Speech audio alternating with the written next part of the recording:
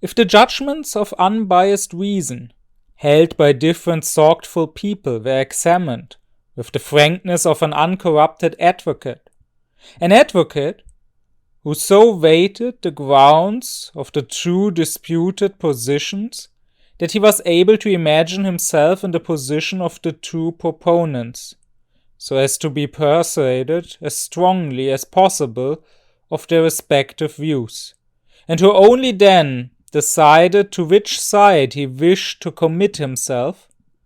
If the judgments of unbiased reason were examined in this way, philosophers would disagree far less than they do. Unfeigned fairness in adopting as far as possible the opposite opinion would soon unite inquiring minds on a single path. Immanuel Kant. So far, I talked about Kant's architectonic method, which is meant to turn our cognitions, our pieces of knowledge, which otherwise would just be a chaotic aggregate, to turn them into a structured system. And this is how common knowledge is transformed into scientific knowledge. This is how a science is built. And this is mainly the job of the philosopher, insofar as he is wise, insofar as he is a lawgiver of reason, about which I talked in my lecture on what is wisdom. But if I talk about structuring our knowledge, I already assume that we have knowledge. The next three methods I want to discuss are about how to even arrive at knowledge, how to even find truth, and how to separate truth from error. And this, therefore, might be of more general interest to everyone. The next three methods, since they all serve the same purpose, finding truth, finding out if something is correct or not, are very closely connected. They are the skeptical method, the critical method, and the sympathetic or participating method. And they are so closely connected that Kant doesn't always neatly separate between them. In his writings, in his notes, in his lectures, there is some overlap. The terminology also isn't always completely clear or consistent, and one could argue, and would probably right to do so, that these three methods are not truly three different methods, but rather they are only one general method, which consists of three steps. Even so, I want to separate the method into its three steps to better explain what it is about. And the first of these steps, or the first of these three methods, is the skeptical method. Now, what the skeptical method is about to Kant is you should not immediately make your judgment. You should not immediately say that something is right or something is wrong. And when you hear something, when you hear some statement, some opinion, some argument, you should not immediately agree with it, and you should not immediately disagree with it. Rather, Kant says, you should reply non liquid. That means it is not clear, it is not enough, it is not sufficient, and you should suspend your judgment. However, it is important to note here what kind of suspension Kant means, because he says there are two different kinds. And here I will stress what skepticism actually means. Because nowadays we tend to equate being skeptical of something with doubting something. And if we go back, however, to the ancient Greek, where the word comes from, it doesn't exactly mean doubt. It rather means something like watching, looking out, serving. And therefore, Kant translates the skeptical method as the inquiring method, the method of inquiry, because he says you should suspend your judgment to then inquire further, so that eventually you can make a judgment, but a more informed judgment. And that is why the skeptical method has to be strictly separated from skepticism. Skepticism is a philosophical Denkungsart, what Kant calls it, that is thinking mode or mode of thinking, while the skeptical method is, well, a method. And method he translates with Denkart, that is think mode. Skepticism would be the position that truth is not possible. We can never know for sure if what we believe to know is right, if it is true, or if it is wrong and an illusion. That position Kant disagrees with, and that position, amongst other things, his critique of pure reason refuted.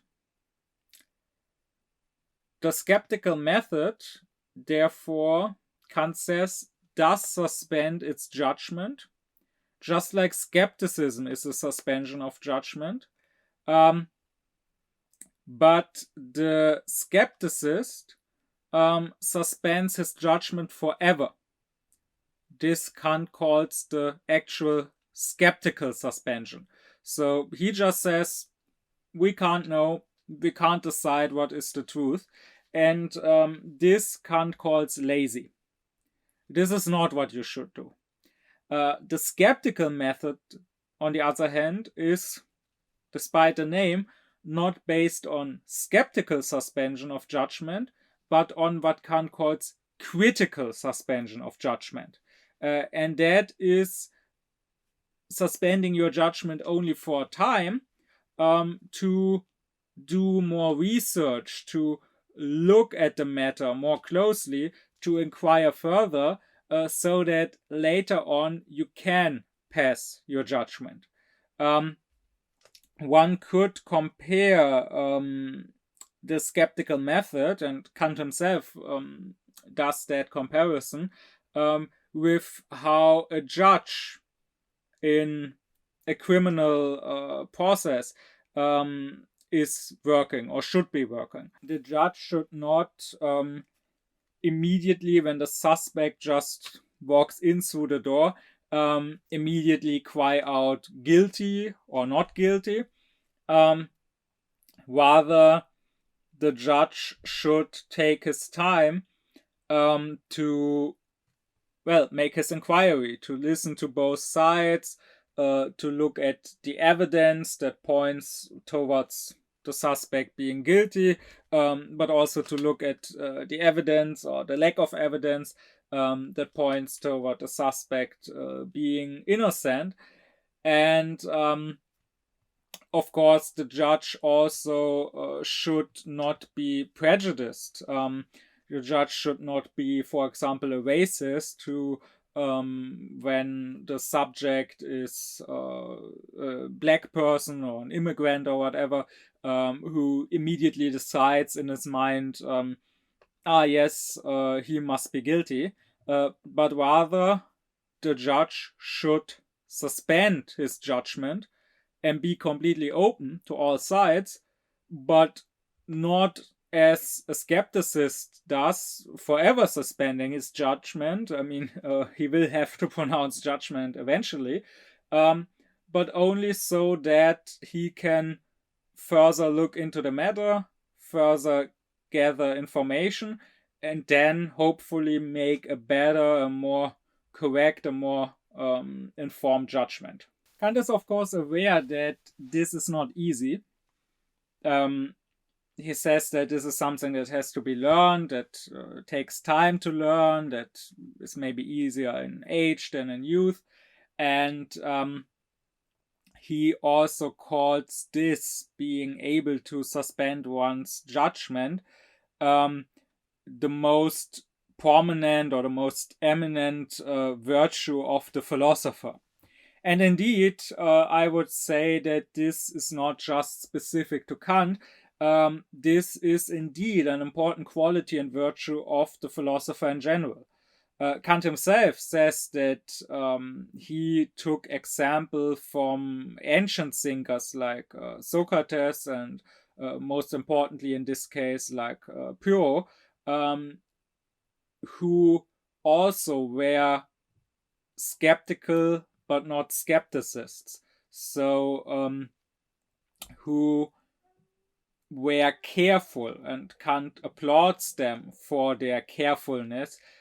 He applauds them for not immediately agreeing or disagreeing with something, for not being dogmatic and ideological, but rather for carefully asking questions and for being willing to say, well, this is not clear yet. Here I can't decide. Here I can't make a final judgment because I lack that knowledge. I only know that I know nothing, as Socrates said. But also thinkers that came after Kant also still displayed this virtue. It is, for example, very central to Husserl, who came about a century after Kant, and the phenomenology which he founded. Here it is central to practice what he would call epoche, which is Greek but basically means the same as the Latin suspension. So taking a step back, so to say, and preventing yourself, refraining yourself from judging. So when you look at a shop window in the streets and you see a human-like figure there, you don't have to immediately decide, is that a mannequin or is that an actual living human being? You can just observe and look at the mere phenomenon and what you are seeing there. That's where the name phenomenology comes from.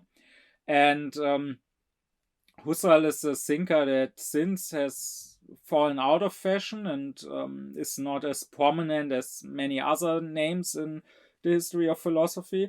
But even though he was very, very influential in the 20th century, and not just in philosophy, but beyond that, he influenced sociologists, students of religion, ethnologists, and so on.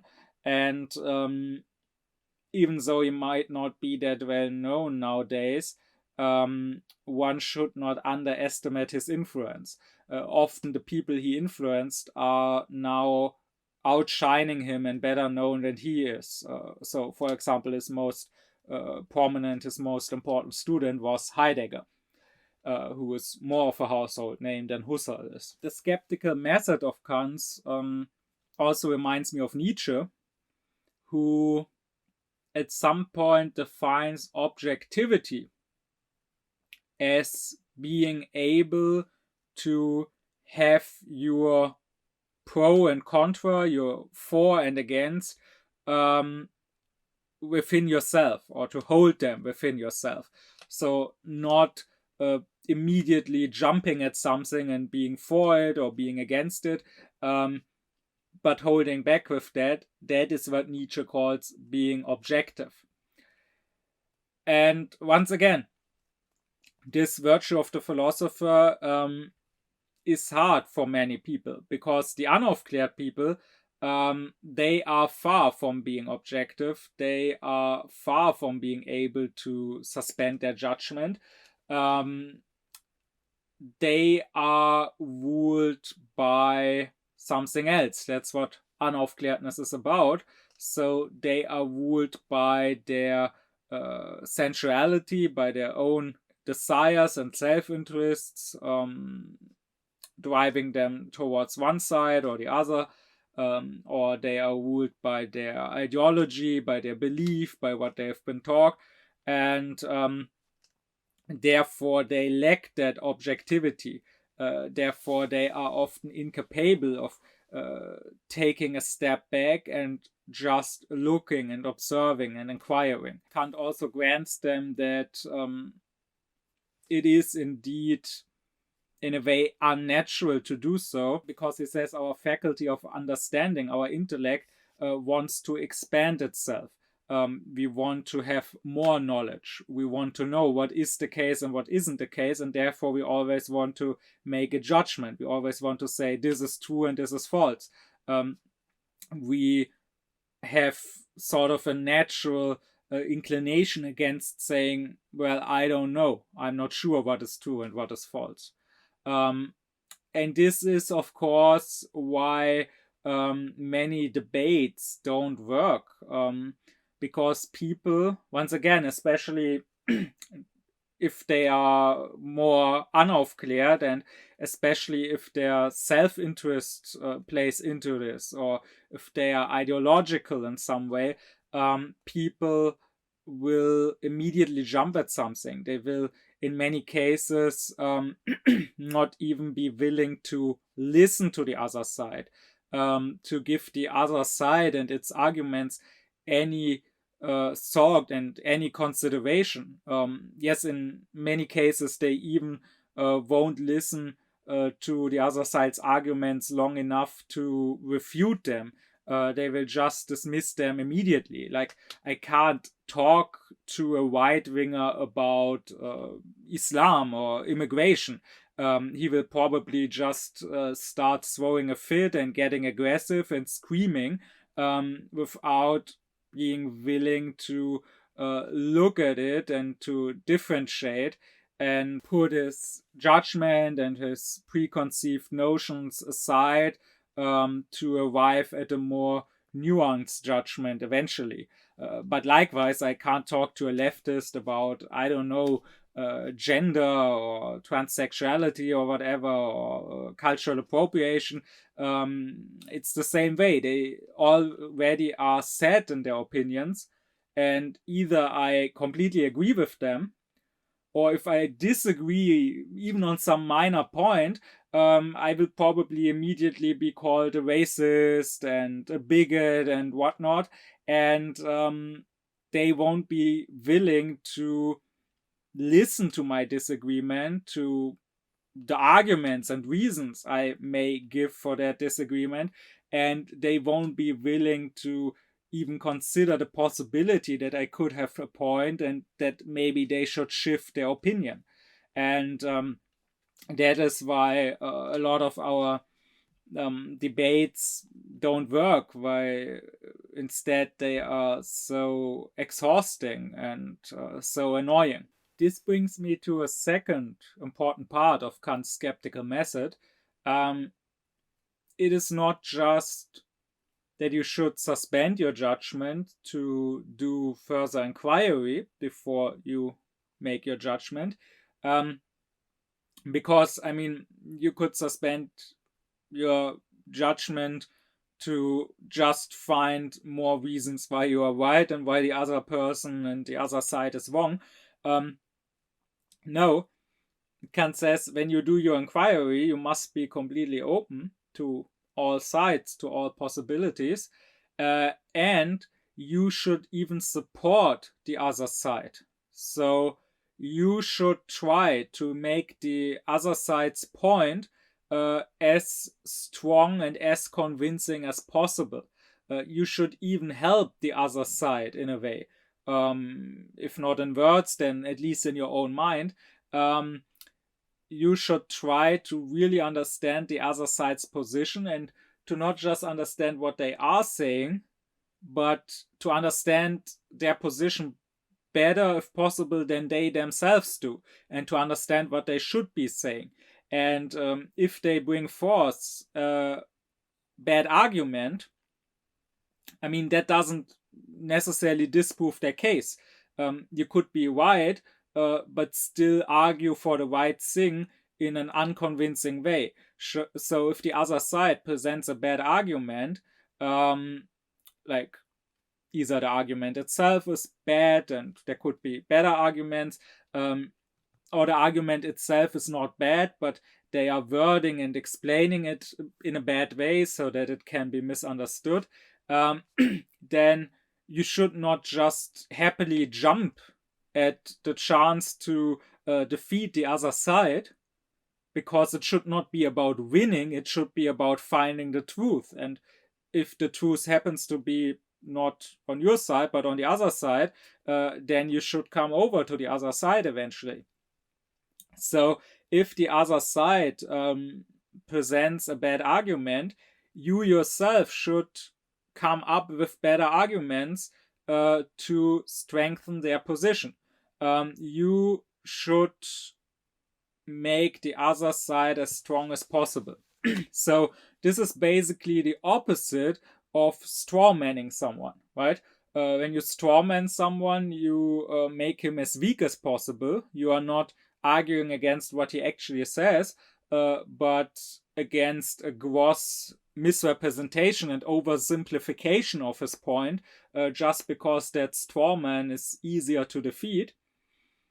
Well, Kant would say he would also say that, just like the one who is doing the strawmanning, you should not necessarily argue with what the other person actually says, but instead of making it weaker, you should make it stronger.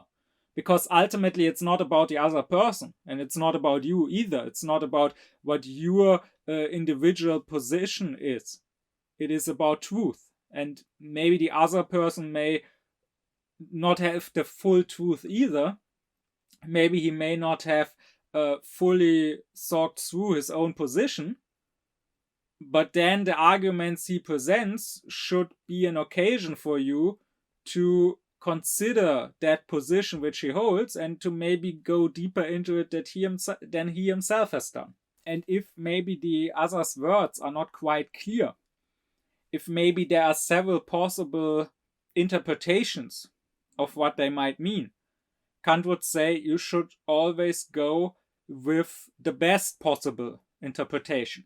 So with the one that makes his words make the most sense. You should not jump at an unclear or misleading statement and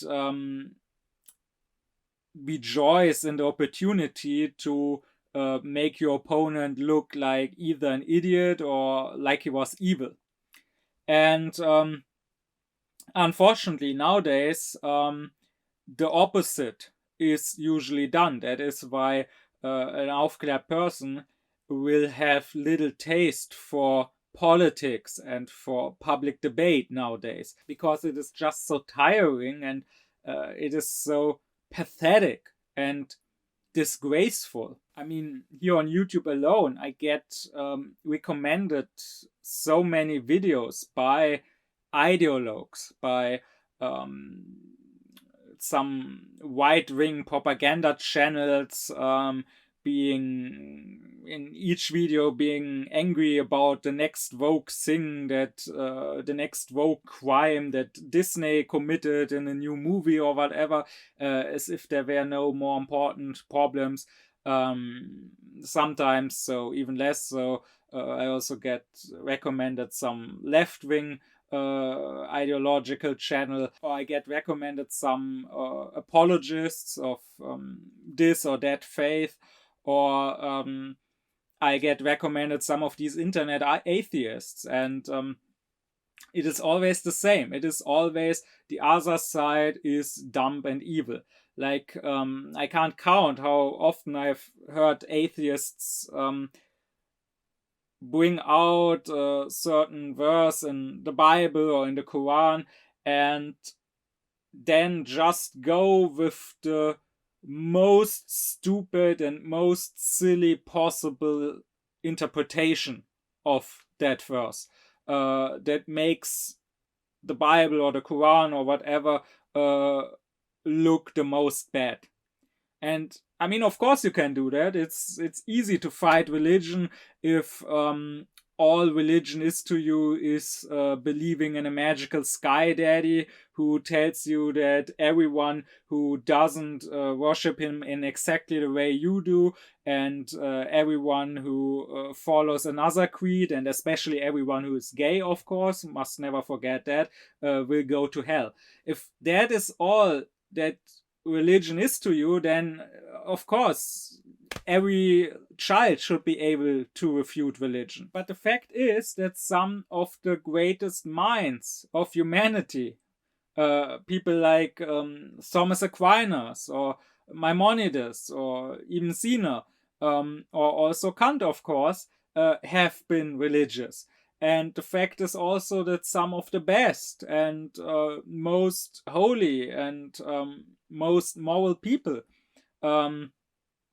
people like Martin Luther King, like Amadou Bamba, people like Ibn Arabi, people like Rumi, have been religious. So maybe if you do want to disagree with religion, if you do want to be an atheist, you should take it a little more seriously, and maybe you should not fight solely against and try to refute solely the most stupid and most childish and pathetic form of what is called religion, but maybe you should try to take up the more serious forms of it. And the same is, of course, true in politics.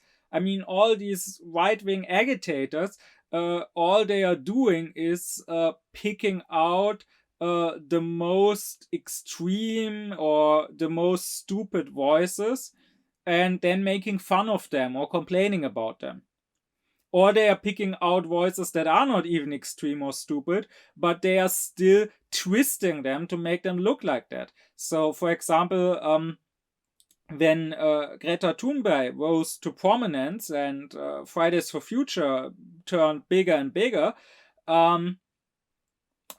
there was this book released by her and by her family about the climate and ecological crisis, and about how it affected the minds and the psyche of the people, and also about our modern society and how it is not sustainable, not just from an ecological perspective, but also from a social and psychological perspective, about how it creates mental illnesses like Greta Thunberg's own depression that she struggled with before starting her activism.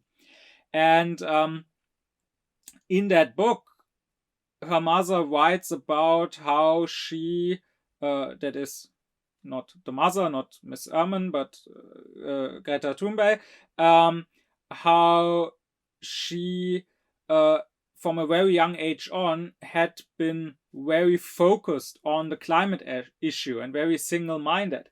And her mother writes that her daughter sees these issues differently than other people. And then she writes, it is almost as if she can see all the carbon dioxide rising up from all the cars and planes and factories into the atmosphere. And I don't know about how it was in other countries and other languages, but at least in German, for a while, you could not go into a comment section under a newspaper article online or under a video dealing with Fridays for Future or a video of a speech of Greta Thunberg, without dozens and hundreds of right-wing trolls making fun of Thunberg for allegedly claiming to have magical powers and being able to see the carbon in the air, and saying things like, you are all stupid following someone like that, and treating her like some prophet. This is the new Greta religion, and you are all stupid for following some child who claims she can see the carbon with her bare eyes.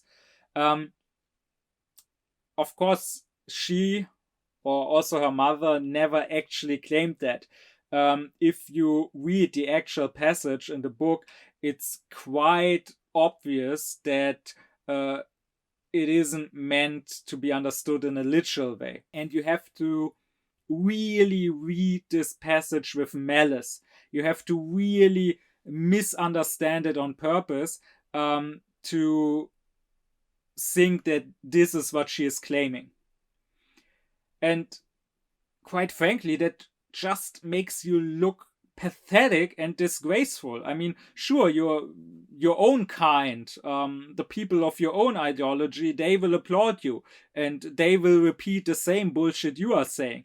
But to all the thinking people, it's a disgrace that you sink so low and that you throw your own dignity away like that by making yourself so stupid out of ideology, because it is stupid to misunderstand such an easily understandable line like that, just so you have a point, just so you have a ground to attack. That's pathetic. But it is done constantly. And if you don't attack the other person for being stupid and for allegedly saying something completely ludicrous, then you are attacking the other person for allegedly being evil. Here in Germany, I could observe that very closely in the last over half a year or so, because since the 7th of October, pretty much anyone who didn't fall in line completely with the Israeli government and military has been accused of being an anti-Semite. Of course, Germany, due to its history, acts especially sensitive when it comes to anti-Semitism. But it has gotten to a point where the word has, and the accusation has lost all meaning, which quite frankly is on one hand ridiculous, but on the other hand very dangerous. And apparently it is not possible to have any concern for the people in Gaza and for the Palestinian people, or to have any solidarity with them at all. And it seems that when someone is showing solidarity with the Palestinians, that is not viewed as a legitimate concern that someone might have in the face of the death of thousands of human beings. And to be clear here, you could still disagree with someone.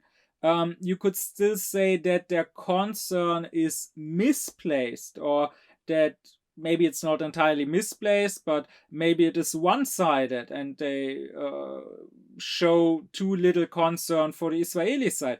You could say that, and then you could have a discussion about that.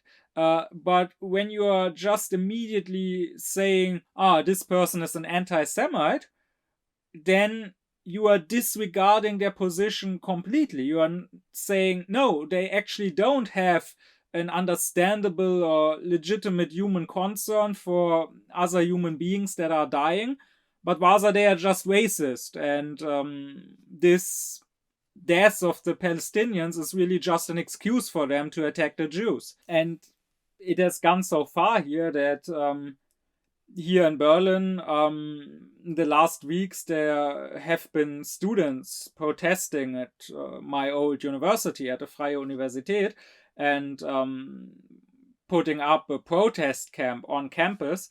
And the leadership of the university has called the police to remove the protesters and to remove the protest camp. And that resulted in a number of teachers at the university writing an open letter about how the students should have a right to protest and how the university should not immediately react with force and violence and with calling the police on them, but rather should try to first have an open dialogue with them and to take them seriously. And the reaction in the media was that these teachers signing that open letter, these professors, immediately got accused of being anti-Semites. Even though the letter had not even, unlike many people I've actually read it, had not even really dealt with the war in Gaza. And even though the professors had not really taken or expressed a position on whether they support one side or the other side or whatever, it had been specifically about the protesting students. And they had said in their letter specifically that no matter if you agree or disagree with the position of the students who show solidarity with the Palestinians, you should still respect their democratic right to protest, and you should still have a dialogue with them. And that alone is enough now to be accused of anti-Semitism.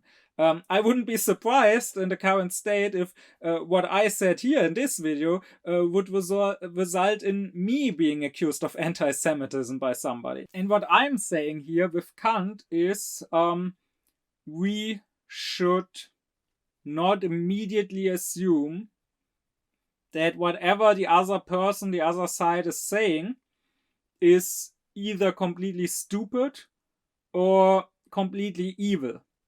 Rather, we should try to look at their side from a perspective that makes it look reasonable. We should try to think that maybe they have a point, or maybe even if they are wrong, and even if we do disagree with them in the end, whatever they are saying makes some sense, at least in their own minds. At least to them, it's probably not completely stupid or evil. I would say that I would call what is usually done hermeneutics of distrust. We are distrusting the other side, and therefore we are reading and hearing all of their statements out of that mistrust. And this is not just something that happens in public debates or in politics. I have been a victim of that, and as my channel grows and as my first book will come out soon, and then hopefully other books will soon follow, I only expect this to happen more and more often, because if my life has shown me one thing, it is this, that unaufklärt people can't listen and can't read. I have been accused of the most ridiculous things already. I remember one online debate where I had managed somehow to piss off someone by reminding him of his moral duties. And then in that debate, I ended up saying, well, if you had lived in the time of the Nazis, and if there had been a Jew coming to you, asking you for help, it would have been your moral duty to help, to, for example, hide that Jew somewhere in your basement or whatever. And the other guy was saying, yeah, well, that would have been the right thing to do, but I would have been too fearful to do that, probably. I wouldn't have dared risking that, probably. And what I said is, well, but then you are immoral. Because it is your moral duty to help this other person. And if you say that your own well-being, that your own life is more important to you than that other person, then that is exactly what immorality is. And to be clear, I did not accuse him of being pure evil and absolute scum that should be put down. I also didn't say that I couldn't understand his fear. I didn't say that it wasn't very much human to have this fear. I just said your moral duty is to not first and foremost fear for yourself, but to first and foremost do what's right, even if it comes with a risk. And this guy became completely unhinged, and he started accusing me that I was saying that he would have had sadistic pleasure at the poor Jew begging at his feet and trembling in fear for his life. And of course, I had never said that, and no one else who read my words came to the conclusion that I had said or implied any such thing. At another point, my lectures, What is Aufklärung? There's one lecture about the love for truth, and in the description I talk about how nowadays we like to look back at the age of Aufklärung and credit it for having laid the groundworks for our modern day idols like humanism or democracy. But I said that we don't actually look at what the Aufklärung was really about. And there some person accused me, that how could I dare calling democracy or humanism an idol, and I must be totalitarian if I say something like that. Funnily enough, and ironically, that very reaction proved what I had said, proved that these are idols to us nowadays. And just like idols, just like some gods that you serve, they must not be criticized. They are holy cows that you must not touch. In fact, if you read my actual words, they don't allow any conclusions about whether I support or whether I disagree with democracy or humanism. I hadn't talked about democracy or humanism. I had talked about our relationship to them. Just because you are idolizing something and just because I criticize that idolatry doesn't mean that I criticize the thing which is idolized necessarily. I could still say that this thing has value, just that it should be treated differently and not as an idol which you blindly worship. Or one more example, maybe the most stupid and most funny one. I live in an area with lots of immigrants who would claim to be Muslim. And at some school where I was teaching, some 7th graders, so we are talking about, I don't know, 12, 13 years old, they found my channel and they found my introduction video, my channel trailer.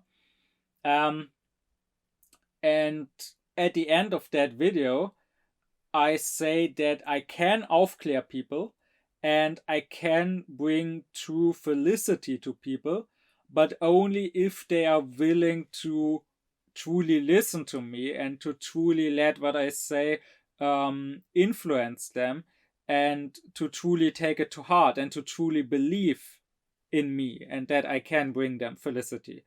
And at that point, I'm quoting the Bible and the Quran and pointing out how the Bible says that even when that even if the dead would rise, some people would still not believe. Some people would still not be convinced by that miracle. And then I conclude my video by saying that I have done miracles in the past. I have raised people from the dead already, and I can do it again, but only if you are willing to believe in it and to give me a chance to actually do that, not if you outright dismiss me. And they had managed to find that specific second in the video where I say that. I mean, the whole video is like an hour and a half long, and of course, these seventh graders didn't bother to watch the video.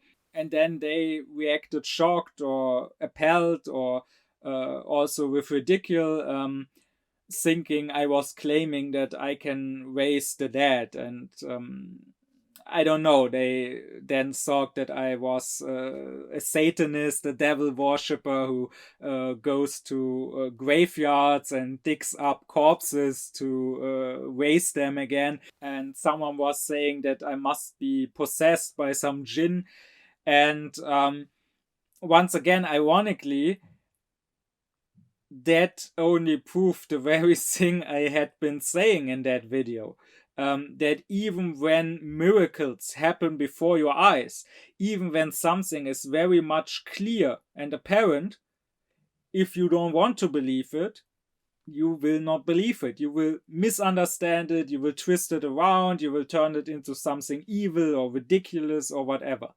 And that is why you must not employ that hermeneutics of distrust, but rather you must always listen to someone with an open mind. You must always be willing to take seriously what is said and to consider that maybe it has a point, or otherwise you will end up making a fool out of yourself. Because to be sure, some of those students then thought they were making fun of me, but really they were making fun of themselves. I mean, they were the ones who were pathetic. Every person who really listens and who really understands what I was saying, even if they end up disagreeing, every person will understand that I didn't talk about being a necromancer. So in the end, all you are doing is making yourself look bad. Making yourself look to all the onlookers who look a bit more closely like a complete fool. And I just want to conclude this point by saying that this is a problem not just in debates, not just in matters of truth, scientific or philosophical truth, and not just in matters of politics or religion. But this is something you can, this hermeneutics of distrust, you can observe in daily life, in your relationships with family and friends and colleagues. And for that too, I could give many countless examples. So, for example, my uncle and my dad once exchanged emails, and my dad wrote to my uncle that he had known natural scientists. So my uncle was a teacher of physics, so he had studied physics, and my dad wrote to him that he had known natural scientists who were not so narrow-minded and arrogant and ignorant and dismissive of what is usually called humanities. And he was saying that in his own time of studying at university, he had been part of a lecture circle with students of philosophology, like himself, but also with students of physics. And they had read philosophical texts, and the students of physics had been very interested and very engaged. And the reply he got from my uncle was that it was terrible and disgusting in what arrogant tone he was looking down on students of physics. That is what my uncle got out of that letter. So the complete opposite, basically, of what my dad had written. Or I remember my aunt being terribly offended by me at some point when I said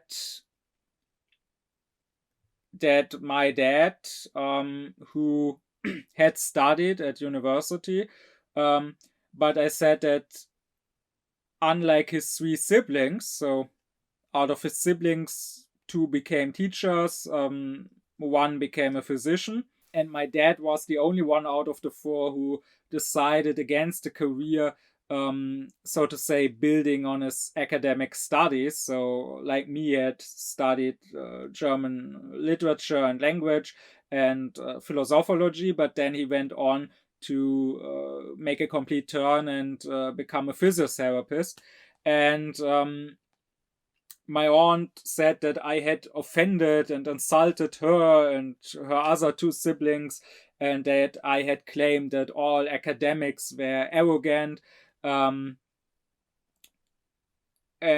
I mean, that is an interpretation that is not just wrong, it is also very unlikely that this is what I wanted to say, because even if he didn't go on that career, my dad is still an academic, and I'm also an academic, and so are most of my friends. So it is not the most likely interpretation that I would ever say that all academics are arrogant or idiots or whatever, because then I would be insulting my dad and myself and most of my friends too. And everyone listening can probably come up with more examples. Everyone can probably think of instances where others, or maybe also he himself against others, acted like that.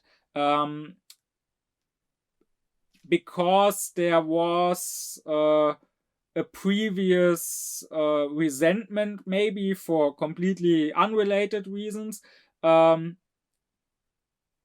people would now listen to or read everything said with this preconceived distrust, and would understand each single word in the most insidious way it could be understood, instead of just looking openly what is said, and instead of assuming that the other person is not stupid or is not evil. And this is what Kant's skeptical method is about, not doing that. The skeptical method means critical suspension of one's judgment to further look into the matter, to further look what supports or what doesn't support a certain standpoint. And when looking into the matter, when doing our inquiry, we should make the other side as strong as possible. We should try to find the holes in our own position. We should try to find arguments supporting the other position, so that in the end we really can have a good overview of both sides, or all possible sides. I mean, in most cases there will be more than just two, and what may or may not speak for or against them, so that then we can make our judgment. And Kant would say that this skeptical method cannot or should not always be used equally or to the same degree. So you would say that in everyday life, prudence dictates that we are not always skeptical. I mean, every building I walk into could break down. Every food I eat, that I buy in the store, that I eat at a restaurant, could be poisoned somehow. But I can't always suspend my judgment and first do an inquiry before I decide to walk into the building or before I decide to eat that food. I have to go with what is most likely. And likewise, Kant would say that in morals, in mathematics, in natural science, we must not always suspend our judgment. But in metaphysics, he believed this to be very important, because here we have nothing to really base our judgments on. We have no experience pointing to one side or the other. All we have are rational speculative arguments, and you can come up with arguments for or against anything that may sound convincing, even if maybe they are still wrong. And so in metaphysics, he considered it tremendously important to employ this skeptical method.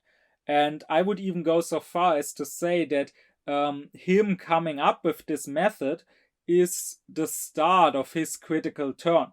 So in my lecture on Kant's life, I talked about how the 1770s were spent with him developing his critical system until in 1781 he finally published his Critique of Pure Reason. Well, even before the 70s, even in the 1760s, he starts coming up with this skeptical method and employing the skeptical method and writing that he believes this skeptical method to be the only path that is still open, that could still lead to turning metaphysics into a serious science. And therefore, I would say that him further developing and further employing this skeptical method throughout the 60s led to his critical turn at the end of that decade, and then to him really delving into coming up with his critical system during the 70s. My deep thanks be to my supporters: Kubilai Celik, Thomas Deuringer, Garnau Klaufen, Benjamin Lehning, Oblomov, Samit Özkilic, Christos Pai, Alexander Reuter, Elif Özün, Yasin Özün, as well as to all others who support me and my aufkläring course.